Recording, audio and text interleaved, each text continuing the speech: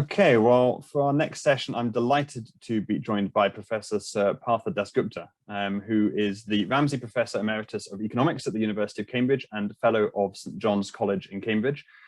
His many publications include The Control of Resources, an inquiry into well-being and destitution, human well-being and the natural environment, and economics, a very short introduction. And most recently, of course, the report that we're going to talk about today, The Economics of Biodiversity, the Dasgupta Review, which was an global independent review commissioned by the UK Treasury. Professor Dasgupta is a founder member of the South Asian Network for Development and Environmental Economics. He helped to establish the Journal of Environment and Development Economics. He's a fellow of the British Academy and the Royal Society, among many other fellowships, and is a past president of the Royal Economic Society, the European Economic Association, and the European Association of Environmental and Resource Economists. Professor Dasgupta was knighted by Her Majesty the Queen in 2002 for services to economics. And Professor, we are absolutely delighted to have you here today and really look forward to hearing from you. So perhaps we'll jump straight in to your review, which makes the argument that nature is an asset, that we are not external to nature, but rather we are embedded within nature. Could you expand on that framework and what you were getting at? Yes, of course. And let me first begin by saying it's a pleasure to be here and to meet you. Yes, I think we often make a mistake of thinking of nature as a whole, because we immediately think, well, what, that's something else that's out there. It's precious, it's pivotal, it's everything. It's easier to think of the components of nature, and I'm thinking of ecosystems, if you like. That's how they review. It could be grassland, it could be a patch of your back garden, it could be a garden pond, it could be the open oceans. These are all assets in the sense that they're durable. So they're durable goods are assets, and they're fundamental to our life. We wouldn't exist. We are part of it, nature. We are embedded in nature, and that makes it distinct. That's distinct from the way we typically think of nature in economics, not because we economists are not human. It's just that it's common practice to think of the biosphere or the nature as something on which we can draw for our purposes and then send back, like a fisherman does with fishing, takes fish out, and then the residue goes back. Being embedded really means that it's like our home. The human economy is embedded inside a structure, superstructure, which is our home. Includes all those things inside it as well. So yes, it's an asset. It's our largest asset. And we economists tend often to think in terms of produced assets, like roads and buildings, or human assets, capital, education, and health. And the part of economics, which I think the review really makes connection with and tries to extend, is growth and development economics. So it looks in the long term. And I think ignoring nature as an asset is a mistake of a fundamental order. And so I think to then extend that a bit further, it's about thinking about, well, the inherent value of the biosphere, of living things, of the planet, I suppose, of the natural world. So how do we start thinking about and putting into practice this perception of the natural world having value, rather than, I think, heard you and Mark Carney and others talk about, it's a tragedy that the value of the rainforest is more in log form than it is as a living, thriving rainforest. And how do we turn that corner and change that? Right. It's a very good question. But it does have an answer, and a good one. So I'm going to try and give it to you, which is that this gigantic asset, we should think of nature as a mosaic of interconnected ecosystems. Okay, and that's a loose expression, ecosystem. It could be a pond, it could be a lake, it could be a rainforest. They're all ecosystems. They're providing services, they're producing goods. It's like a gigantic set of factories churning out goods and services all the time. One of which is, of course, climate regulation.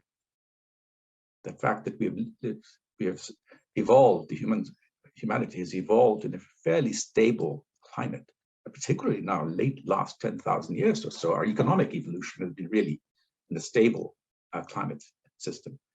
But then many other things. There's nitrogen fixation. There's pollination that takes place even if we were not here. There's natural cleaning of the water through wetlands, clean waters, soil regeneration. All sorts of things are happening. And we are dependent on them. Some for our simply to be able to breathe, and others for being able to produce goods and services like food, material for our homes, clothes, and so forth. Okay? So we are drawing on nature all the time. And when we talk about the value of nature, we don't mean pricing the whole of the biosphere. We don't mean that at all. That's nonsensical because it doesn't mean anything. Because you put a price tag on it, it presumably means that you intend to exchange it for something else. But we won't be here if we can't, if it's not there. So that's not it. That's not the point.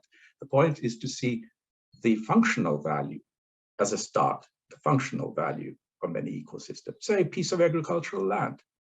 So a farmer there's a price for land, for agricultural land in England, in a particular locality of Cambridge, for example. He or she could sell the land at some price. Now, whether the price is right in the sense that it reflects the productivity of the land and what it contributes to the rest of the ecosystem, that's a different matter.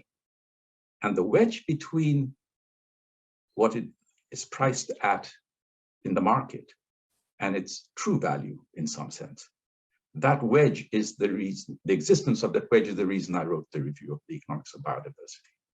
So the problems arise that much of nature, much of the characteristics of these assets are invisible and silent.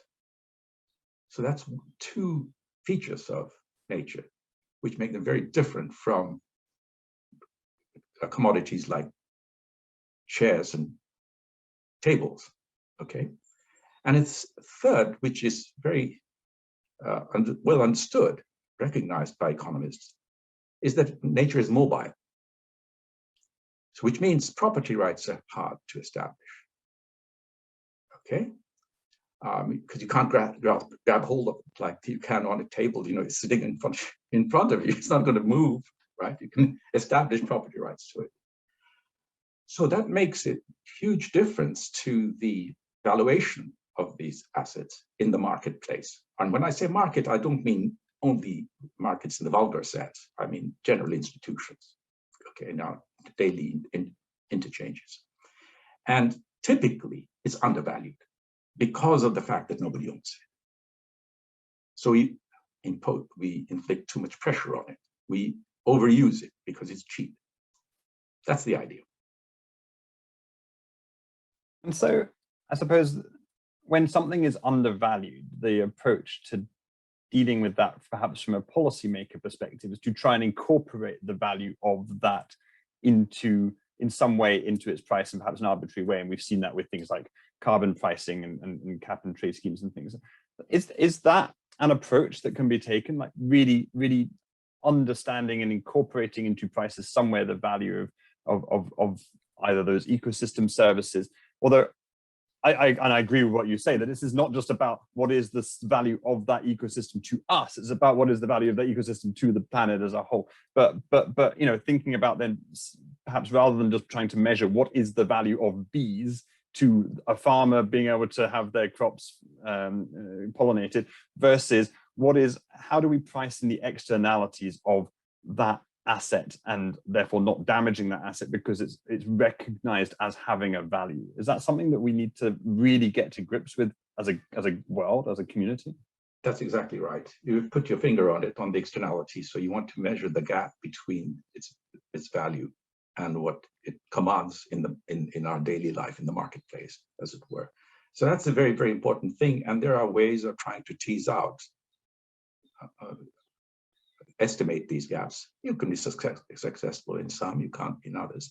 But I want to elaborate a little bit on this notion of pricing, because we are led to think of, we're drawn to the idea of, say, taxation for external diseconomies. So pollution tax, for example, or carbon tax. The economics of biodiversity is a lot more difficult than the economics of climate change, and Lord knows the economics of climate change is difficult itself. It's the science of climate change is extremely difficult, and of course the science of biodiversity is even more difficult because it's not only climate but many other things, all the things that we enumerated before. The economics is a lot harder because there is no single metric. You see, the economics of climate change has been reduced to a single metric: carbon emissions or carbon concentration. And the only reason for that is that carbon concentration leads to a climate system, I'd say, and often regarded, interpreted in terms of a single metric like mean global temperature. And then you work back from that to see how that will affect the rest of our economy, say agricultural production, level of sea level, and so forth. And then we look for the damages. So tracing back, you work through the carbon emissions, and then you say, well, what's the social cost of carbon? Now, the community of nations haven't actually gone through that route because there's no world government imposing a tax on carbon emissions. What they've done instead is to slice up, and each country makes a commitment to how much it will reduce its carbon. Then each country on its own can work out what taxation is required in order to support that ambition. Okay, so that's the way it's, as far as I can understand, the argument has gone. But my review doesn't say anything about biomass pricing. It's not based on biomass, for the reason that biomass is not a well-defined concept. Its role in an ecosystem depends on the ecosystem it happens to be in. So a unit of biomass in the tropics, in a tropical rainforest, would be very different from a unit of biomass. Its contribution to the ecosystem would be very different from its contribution in the oceans, for example. So you can't have biomass offsetting markets either, because some broker will make a killing, by the way, by destroying biomass here and planting the equivalent biomass somewhere else. I mean, then you'll need more institutions to be able to block that. So what do? We do what's much more natural for the economist. Think of nature as a productive factor. Now look for its productivity. When I say nature, of course, now I'm always using nature as a stopgap for an ecosystem. So you ask yourself, what's the productivity of this wetland? Let us say, if it's a wetland you're thinking of. And then you ask what kinds of goods and services is it offering us? Well, it's a home for bees, so come back to your pollination. So therefore, it helps. Neighboring farms are benefiting from the fact that the bees go and pollinate. What else does it do? Well, among other things, it filters water. All right, can we try and measure that? Well, one quick way would be to say, well, suppose it didn't, then how would we get clean water? Maybe a filtration plant. How much does that cost? So you can see how I'm heading. So you're trying to tease out the function, if you like, the contribution it makes to our economies in terms of production. So that's one way of doing it. But that must be a minimal amount. And I'll come to that because others will say, well, look, the wetlands more than just a factor of production. It's something wonderful out there. There's life there. All right. And you go, in fact, people go and walk there. What about that? Well, okay. You then say, let's add a value to it and try and see what it's worth to us as an amenity value. Okay, that we can go and enjoy it and so forth. And there are techniques for doing that as well.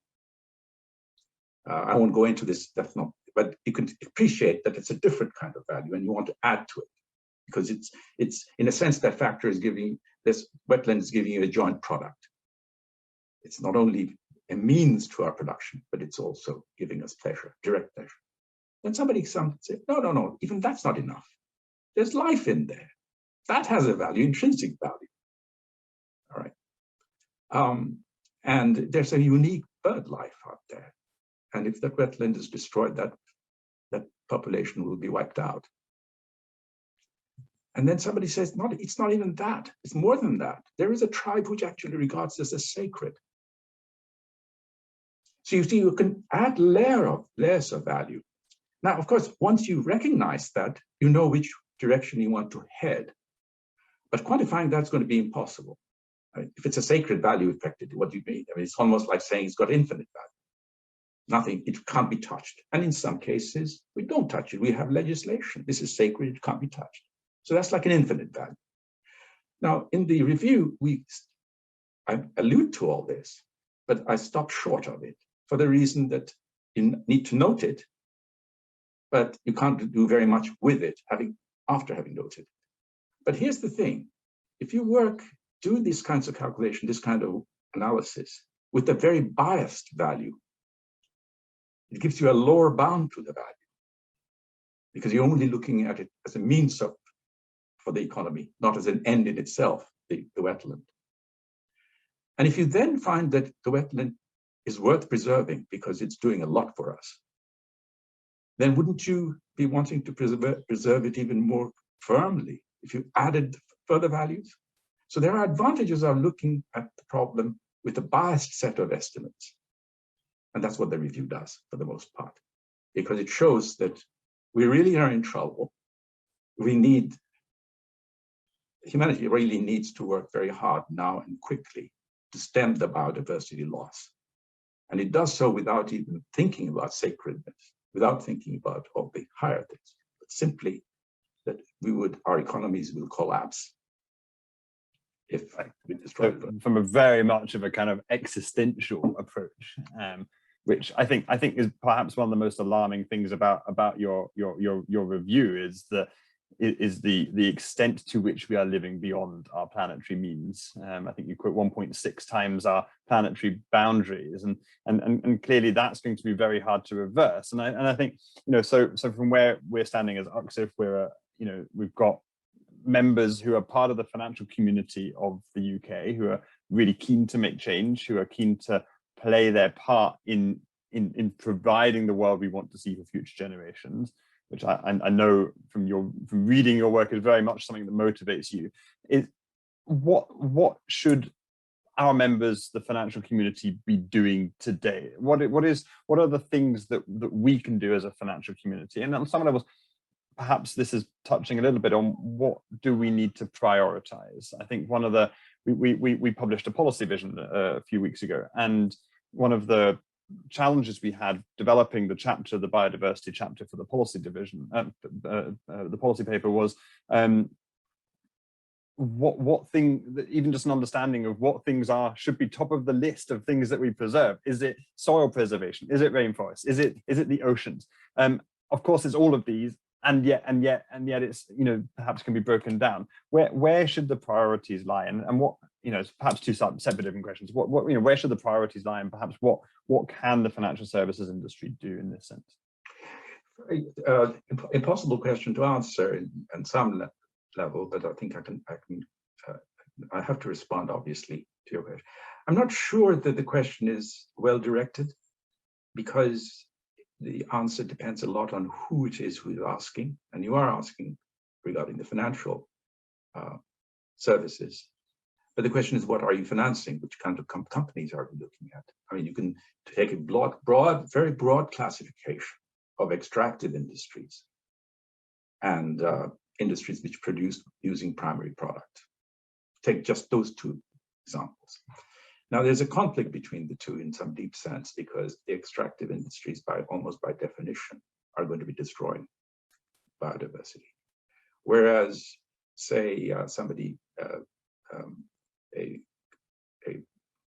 producer of products which require primary goods from, say, the tropics would be particularly interested in conserving the source of the supply chain, which would mean some form of conservation project.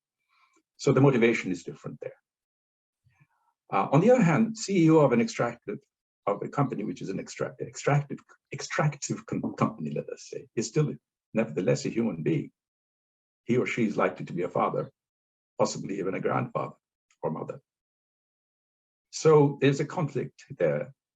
if you want to go by strict profit motive and about the surrounding landscape comes for free, then you wouldn't care. It's not part of your calculation, but you worry about it. Have sleepless nights. What am I doing? Well, one way of handling that is, in some sense, joining force with other companies and encouraging legislation, which will make you pay for it.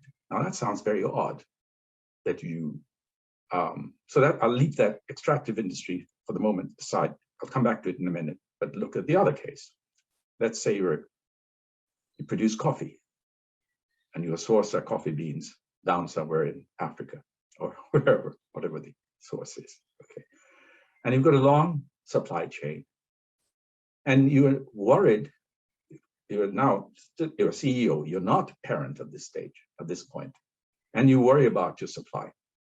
Because if that area gets destroyed, the biodiversity is lost, the quality of your supply will be hampered. So you need to protect that supply. The main thing here is the protection of that supply now does involve you to engage with the local community, with the government there, to ensure that there's not just fair practice, that's the minimal, it's more safe practice, preservation. And the governments in poor countries are not necessarily benign over their own citizens. We have plenty of examples of that. So you need to engage on that front as well.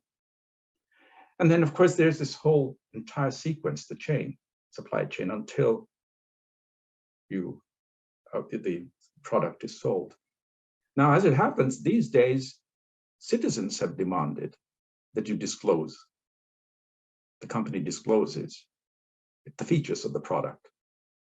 Fair trade is one, because we care about that. That's on income inequality and so forth. But even the ecologically minded person will actually be also interested in the state of the source of the supply. What's the ecosystem like? Is it degrading? That kind of information. And what are you doing about it?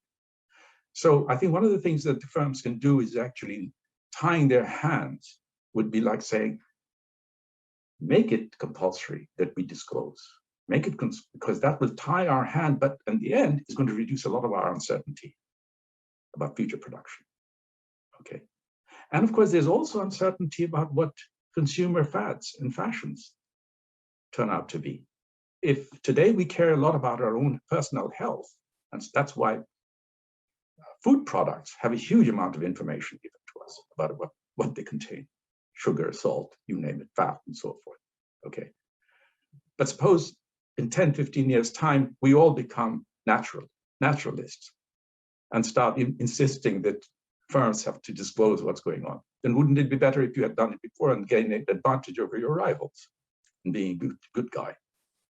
So either way, first mover advantage is there, or the uncertainty about which way consume. It seems to me that's one thing you can do. It seems a rather odd kind of recommendation that you join forces to tie your own hands, but tying one's own hands can give you collective benefits of a kind that untied hands won't. And of course, theory of externalities is precisely where that truth looms large. Game theory and the whole lot of these reasonings are telling you that we should voluntarily urge us to give up because unilaterally we wouldn't have that kind of incentive, obviously, because there's a risk of doing something which others aren't doing. So that's one way of going it. In other words, disclosing the character of our production structure right from the word go, from the source to the sink, to the marketplace, rather, is a substitute for the fact that many markets are missing. It really is a substitute. If the markets were there and they were working well, and the prices were reflecting social costs, then of course there would be no need for disclosure, because you're paying you're paying the fair price for everything that you've bought in order to produce your. Okay, extractive industries is somewhat different. There is there is a tension. There's a huge tension between the activities involved in extraction from the activities involved in producing, using material from the world, which is naturally growing material, and then using it for. So I'd like to make that distinction. Great, thank you. Thanks so much. And I think, you know, just on the disclosure point, you've touched a little bit perhaps on the task force for nature-related financial disclosures, something that UKSIF supports. We're very keen to see the development of that. Where do you see that going, and how do you see that operating, and what impact do you think that might have in the future? I think it has a huge scope. It's a very encouraging thing in my judgment. I mean, obviously it is. It needs to go a lot farther. You see, we have essentially up to now concentrated on fairness of trade because we care about income distribution and how people are treated. And this one is really concerned with how nature is treated in the process. And it requires equal attention. Because ultimately, if nature goes down, we go down. It's not just a question of being, you know, religious. This is not an aesthetic or religious point of view. It's really I'm really using it. I think it's useful to keep to the bare bones and think of the biospheres or the ecosystems as factors of production. Right, yeah. That will get us a long way towards rescuing ourselves from the plight we are in. Absolutely. And then, so in terms of coming on to the recommendations that you've made, there's a series of recommendations for the financial community, and that's the audience that we have here today. And so what would be your core recommendations to the sustainable finance community in the UK? Now, of course, I say sustainable finance community because we believe that doing something that has no future is not sustainable. That we want to do things that can be sustainable into the future, and so living out beyond our planetary boundaries or natural boundaries is not sustainable because it cannot continue indefinitely. So what can the sustainable finance community that's interested in changing to thinking about how we can invest and finance things differently, what are your recommendations for this industry? Good. Well, obviously, not being a market manager, I'm speaking as a professor, not as a, so I can think of the conceptual moves that need to be made. One big one, which is very much a major recommendation of the review, is that in some sense governments need to prepare their accounts of the economy in the way companies do by creating balance sheets. By that I mean stocks, information about the stocks, because it's stocks of assets that we hand over to our children, our grandchildren, and so forth. So that's what's carried over. And we began by recognizing that natural capital, if you like, let's call it that, these are assets. The wetlands and so forth, these are assets. So for long-term sustainability of the financial sector, it's important that the signals that you receive from the government as well as from the marketplace are consistent with sustainability. And they are not, because governments do not give you information about stocks. They give you information about flows, like income and expenditure, GDP. Now, you don't use GDP. It's misleading to think that GDP guides a company's decisions, except insofar as predicting what demand is likely to be in the future. When you decide whether or not to invest, you use hard-headed analysis like rate of return or net present value of a project. Okay, whether it's an extractive industry or whether it's a somebody produces goods, whatever. Any production, any investment project is to be evaluated using standard techniques of cost-benefit analysis. It could be, let's just say, for the sake of argument, call it net present value, because that's the right one. And rate of return is just another way of expressing it. Okay, net present value. The problem is, but what does net present value measure? It measures it's the discounted value of the flow of net benefits, right? So you're adding a weighted sum of net benefits into the future. Net benefits are, or net profits in your case, in the case of the company. Okay, I was thinking of a government project. They won't call it profit, they'll be calling it social profit or net benefit. Let's say private company, okay, so it's a net profit. But then each year's net profit projection of the project is a flow. Okay, so you're summing them over time to get the net present value. So the sum of the flows is a stock. So net present value calculation is giving you an indication of the change to the wealth of the company if the company were to invest in that particular project. The change in the wealth. The problem is that the wealth calculation is wrong from the social point of view because many of these natural capital, which may be inputs in production, have a zero price. So you're not actually, you're not costing it. So that's where the error comes, right? So you need, if you're really keen on preserving natural capital down in your, let's say, down in Ghana, from where you're getting the coffee beans. I'm still thinking of that kind of a chain. The project has that. Remember, the input has the coffee beans in it too, each year's recurring cost. Okay. Now, if that ecosystem is declining, you need to know that, because that's going to influence your estimate of the costs of the net benefits of the project. So you need to really, we need to convert move our attention away from flows to stocks, which is how we began this conversation, because we began with thinking of nature as an asset. So the move from flows to stocks is the key change I would recommend in economic thinking. Now, firms do that. You have a company will have an inventory of the furniture it has, the factories owns, and so forth. Goes without saying. Governments don't do that. Most governments will not be able to tell you. They'll be able to tell you now about forest cover because it's easy to get that information from satellite data of the cover.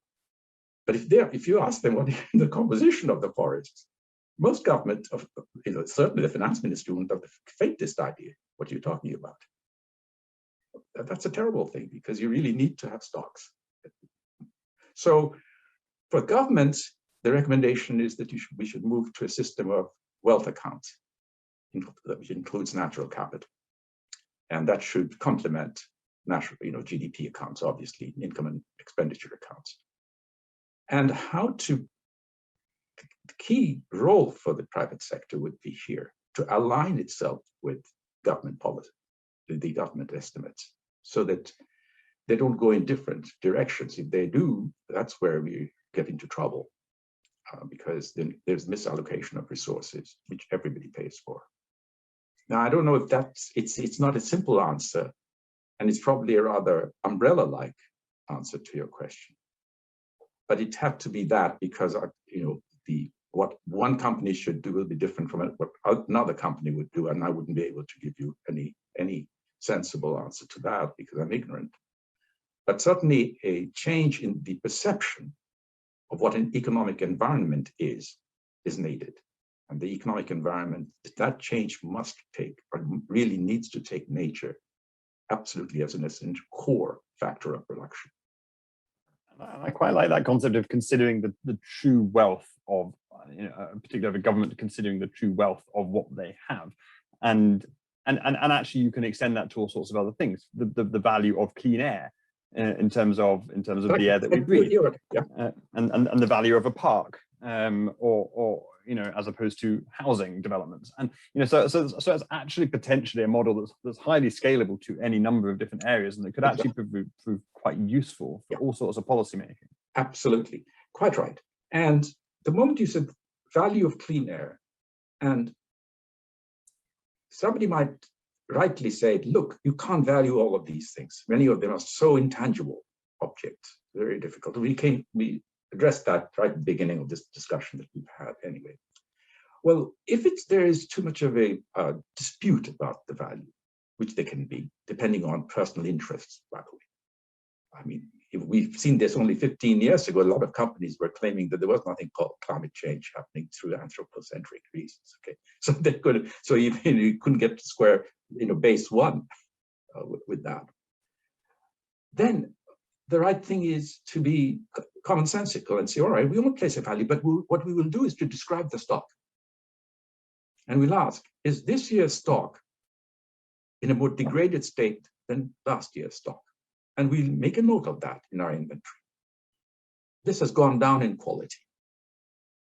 Say air quality has deteriorated. Instead of saying, oh, it's eating up 2% of our GDP. That's where the disputes come up. And I think that's very often unhelpful. It's better to be just clear as to the description of an asset can buy you a lot of mileage, because people can get a feel. Oh my gosh, you mean that much of sulfur content? Sulfur dioxide quality. That's sort of frightening. So there's one doesn't have to always think in terms of a scalar index. Having valued everything, you then add them all up and say, here's the wealth of our nation. That may be sort of a platonic goal, but it's a false goal. We shouldn't go in that direction. What we're really after is valuing our assets and get a sense of our portfolio of assets that we have inherited and what we're receiving at the end of the year. Let's see if it's an annual accounting system. Some have gone up, some have gone down. There are more roads, but there is a deteriorating wetland or coastal region or something. And I think that description is needed.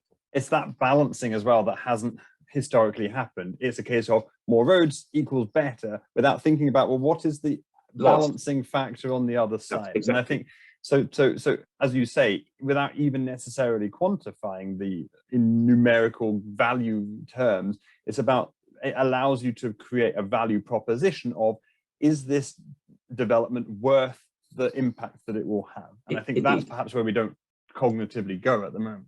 We don't do that, and we should, and particularly now, given the fact that slight deteriorations can lead to big payments. That's we have these expressions like tipping points, thresholds, and so forth, and these do have meaning, formal meaning.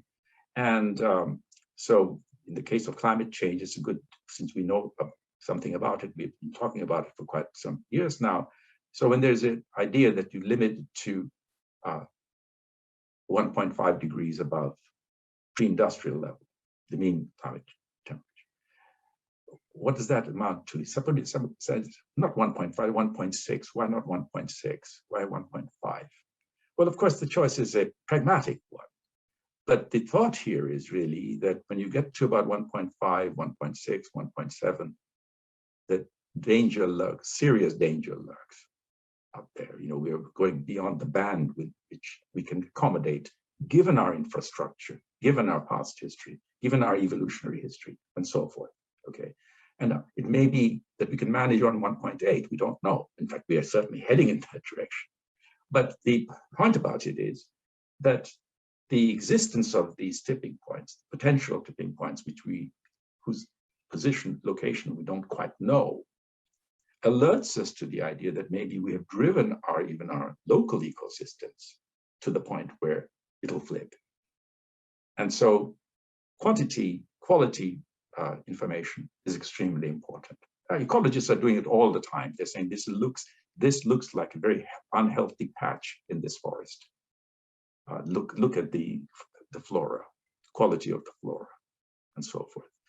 There are many, many ways of trying to tease out the health of an ecosystem. And so we need, to come back, description of the assets is extremely important. Description of your own home. Yeah, of course. And I think that data piece is going to become increasingly important. We know that the data in terms of climate related data has improved dramatically, and things like TCFD and companies reporting is only going to add to that. And so it feels like we need to take a similar approach to data that we've done with climate data to nature and biodiversity related data as well. So perhaps that's something that an industry that needs to really start moving forward. I have actually seen reports of that, of companies worrying about sort of seemingly unrelated disappearance of species, of certain types of birds, because some ecologists in their company maybe have said that, look, that's a symptom of lack of food for the bird, and what food does it have? And then you trace it, and then you come to a conclusion that there's something going wrong in that particular patch, or that particular patch. And that's extremely important. So one of the things I would also recommend, as a corollary, is that companies ought to hire ecologists, because it's extremely important to know the machinery of nature, on the basis of which we are surviving. And that seems to me as important for the financial industry to have these sort of thinking as much as for I suppose the real economy as well. So I think that's a really important recommendation.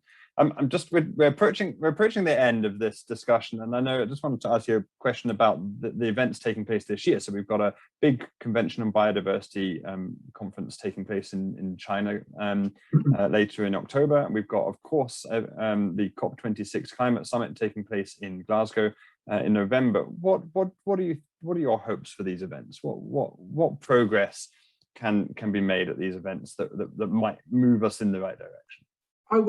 I'd be the wrong person to ask that, because I've really kept, my life has been so divorced from international conferences of this kind, these discussions. So I wouldn't know what to hope for even. But nevertheless, the review has some prescriptions.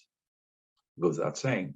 What I'd ideally like to see happen, whether it's reachable or not, and in this particular case, it's unlikely. What I would really like to see happen is one of the findings has been this incredible assault of humanity on some of the global commons, the oceans, and the global public goods like the tropical rainforests. And we read about that every day now. How much of the tropical rainforests are being cut down. I mean, that's really suicidal what we have. But at the moment, all we do is to moan about the latter and ignore the former. Moaning about the latter is not good enough, and we moan because it's under national jurisdiction, and there's nothing an outsider can do about it, right? Because the rainforests are geographically located in a few countries. But economics tells us that if the whole of humanity is benefiting from their presence, then should we not compensate those who have the right to do what they like about it? That's straightforward economics, okay? So some negotiation needs to be conducted seriously. And of course, all negotiation will be cantankerous and you name it and so forth, but that's not my business. The point is that we have to go that route. Otherwise, just sit and moan is not good enough. Or leave it to some philanthropist to pay. But we are looking at serious biomes. I mean, no single person can handle this. We are looking at big money. On the other hand, we have the global commons, like these are open access resources. The huge amount of transportation of goods and services take place across the Pacific, Atlantic, routinely. Who's paying any rent for that? Nobody. Nobody's charging because nobody owns the oceans. The fishermen don't have to do anything. They trawl like crazy, destroying some of and it's just doing enormous damage to the oceans because nobody owns the oceans. So what would economics tell you about a global public good like that? Without the oceans, we are sunk. We'll be absolutely dead. Not just the economies, but humanity will be wiped out if the oceans lose their fecundity. It would be that we charge rents for it. And who can do that? We have to authorize an institution to do that. So one of the recommendations, you can see where I'm heading, one of the key recommendations is that we ought now to be bold as we were after the Second World War and create an international institution like the World Bank and IMF that they did it after the Second World War to monitor and manage, perhaps charge, not perhaps. I mean, you can do it by either charging or banning. But you see, you can have safe zones, protected zones. You can enforce that. But then the problem arises, what happens to the unprotected zone? So you can have 30% of land and an agreement that they'll be protected. the problem arises what happens in the rest of it. And since they're all interconnected, if you destroy the other 70%, that 30% is going down the tube too, because everything is moving. Remember this mobile. So we do need something like that. And that can, in principle, can collect a huge amount of rents if we pay the fair price of transport across the oceans, or the fair price for fishing rights.